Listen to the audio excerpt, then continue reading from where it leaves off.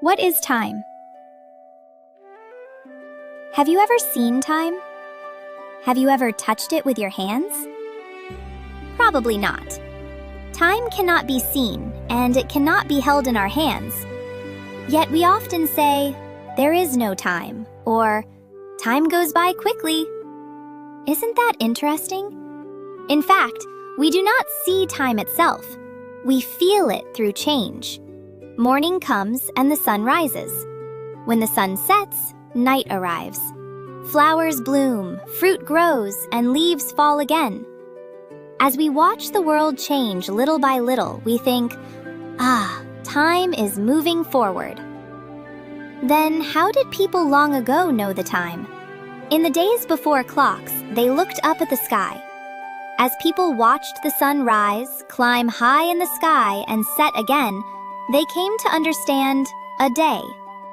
In the night sky, the moon slowly became full and then grew small again, and people came to understand a month.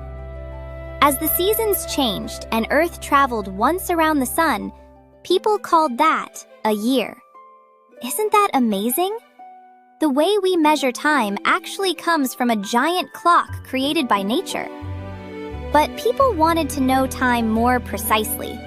As they farmed, sailed across the sea, and built cities, the question, "What time is it right now?" became more and more important. So people created devices such as sundials that used the sun's shadow, and water clocks that used the steady flow of water. Then one day, a scientist discovered something interesting about the pendulum. A pendulum is an object that swings back and forth like the weight inside a clock. Galileo Galilei discovered that the time it takes for a pendulum to swing does not depend on how wide it swings, but on the length of the string. Thanks to this rule, people were able to build much more accurate pendulum clocks. Today, we have even more amazing clocks. They are called atomic clocks. These clocks measure time using the extremely steady vibrations of an atom called cesium. They are so accurate that they lose only about 1 second in 100,000 years. Isn't it amazing that clocks made by humans can be this precise? But there is another interesting story. In fact, living things on Earth also have clocks. In spring, cherry blossoms bloom. In summer, cicadas sing. In autumn, leaves turn red and gold. In winter, trees rest. No one teaches them, yet plants and animals know exactly when to act. Inside our bodies, we also have a biological clock that moves in a 24-hour cycle.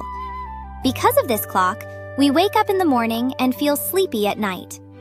When we think about it, it is truly fascinating.